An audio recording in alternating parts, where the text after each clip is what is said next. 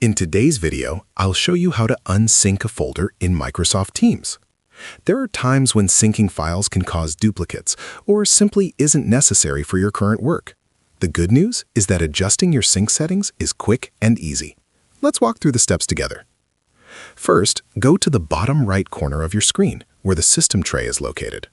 Look for the OneDrive icon. If you don't see it right away, click the small arrow to show hidden icons, then select OneDrive.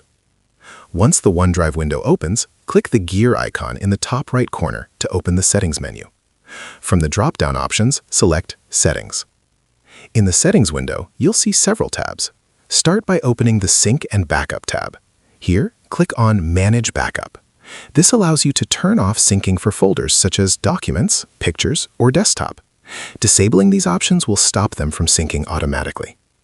For more specific control, switch to the Account tab. In this section, click Choose Folders. This lets you select exactly which folders you want to keep synced.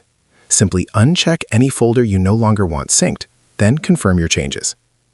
If you want to completely stop syncing on this device, stay in the Account tab and click Unlink this PC. This will disconnect OneDrive from your computer and stop all syncing activity. When prompted, confirm by clicking Unlink Account.